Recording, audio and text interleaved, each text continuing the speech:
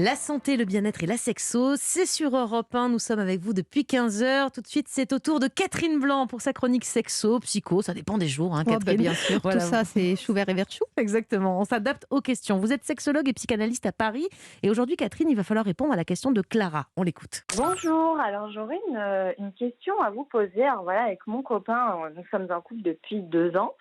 Tout se passe à merveille du point de vue sentimental, mais du point de vue sexuel, c'est vraiment autre chose. Je ressens pas le besoin, forcément de rapport sexuel. Et pour l'instant, ça n'embête pas trop mon copain. Mais ma question, c'est est-ce que notre couple pourrait durer sans une vie sexuelle? Merci à vous pour votre éclairage et puis bonne émission. Au revoir. Merci beaucoup, Clara. Alors, Catherine, un couple dans lequel, encore une fois, comme hier, tout va bien, sauf là, quand même, il y a de petites ombres au tableau. Sur le plan sexuel, il ne se passe pas grand-chose, surtout. Mhm. Elle ne dit pas que ça se passe mal, mais ça se passe peu souvent, apparemment. C'est fréquent. Elle a l'air assez jeune, enfin, en tout cas, à la voix. Elle dit que ça fait deux ans seulement qu'ils sont ensemble et très peu de rapports sexuels. C'est quelque chose de fréquent. Oui, c'est quelque chose de fréquent parce qu'encore une fois, on est dans une société qui hyper-sexualise tout. Donc, on a le sentiment que c'est le sujet de tout le monde et la compétence de tout le monde. La réalité est bien autre parce que justement, dans une société hyper-sexualisée, on rentre tambour battant parfois trop jeune dans des sujets que l'on ne maîtrise pas, que l'on ne comprend pas.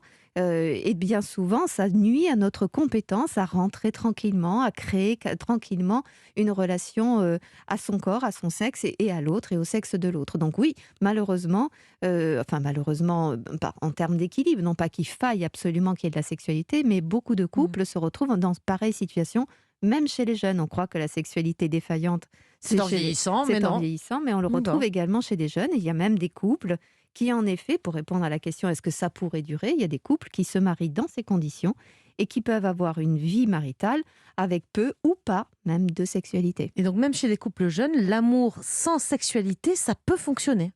Oui, parce que, encore une fois, c'est la rencontre de deux individus qui ont trouvé dans cet accord, dans ce compromis ensemble, le moyen de se protéger de quelque chose de plus anxiogène, de plus difficile. Donc, si ce couple depuis 2 ans est ensemble sans sexualité, c'est que les deux ont un intérêt, quand bien même ce serait par exemple elle qui aurait une difficulté à aller vers la sexualité. Le fait qu'elle ait un partenaire depuis 2 ans qui s'accommode de cela, c'est qu'il a lui aussi un bénéfice à cette situation. Donc, ou de protection, ou de ne pas être remis en question dans sa compétence. Ou qui va Euh, voir ailleurs. Non, enfin, ça, c'est ou- moi qui vois le mal partout. Mais mais elle dit, ça n'embête pas trop, mon copain. Ça veut dire que ça l'embête un petit peu, quand même. peut-être que c'est lui qui l'évoque, mais moi je Ouais. vois par exemple des couples que j'ai pu suivre sur ces sujets-là, où par exemple Madame se remet tranquillement, pour être dans le même cas que là, Madame se remet tranquillement dans le cadre d'un désir qui se retrouve ou qui se remet un peu en marche. Et c'est à ce moment-là que Monsieur peut avoir des symptômes, perte d'érection ou Ah, ouais. éjaculation trop rapide. Donc ça veut dire que le symptôme, il se passe de l'un à l'autre pour justifier de ne pas se faire parce qu'il est un sujet inquiétant pour l'un et pour l'autre. C'est-à-dire que il y a toujours le symptôme d'un individu. Quand je dis symptôme, je ne parle pas en termes de maladie, je parle en termes de fonctionnement Hmm. symptomatique.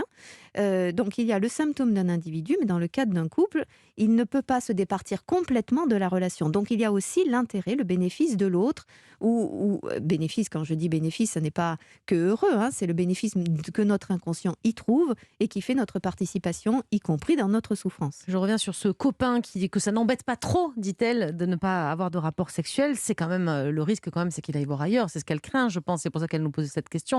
Il y a des couples qui se séparent pour ça aussi. Bien sûr qu'il y a des couples qui se séparent pour ça, encore une fois, parce que notre société nous enjoint de vivre de la sexualité envers et contre tout, et de façon particulièrement gourmande et importante. Donc, il y en a certains qui, poussés par l'injonction sociale, ont besoin d'aller avoir ailleurs. D'autres, par questionnement personnel ou par désir, bien sûr. Mais encore une fois, le nombre de femmes, et c'est assez inquiétant, je trouve, quand le nombre de femmes qui vont pouvoir consulter, soit parce qu'elles n'ont pas de désir, soit C'est ce que vous voyez au quotidien, vous, en consultation. Ouais. bien sûr, et toujours au nom, non pas de leur inquiétude pour elles-mêmes, de Mm. quelque chose qu'elles auraient laissé s'endormir C'est en peut-être de elles, leur conjoint qui va s'enfuir, quoi. du conjoint qui ne serait pas bien, qui serait malheureux, qui souffrirait et qui partirait. Donc en fait, le souci n'est pas de retrouver une sexualité ou de trouver une sexualité pour soi et son épanouissement personnel, mais pour ce qui ferait mon épanouissement et ma sécurité, à savoir être en couple. Donc c'est ça, on se retrouve très 19e au devoir de sexualité pour maintenir le couple. Elles vous consultent pour sauver leur couple et pas pour se sauver elles-mêmes, hein, c'est ça? Absolument, Très bien. absolument. Merci beaucoup Je vous en Catherine prie, Mélanie. pour tous ces conseils avisés comme toujours.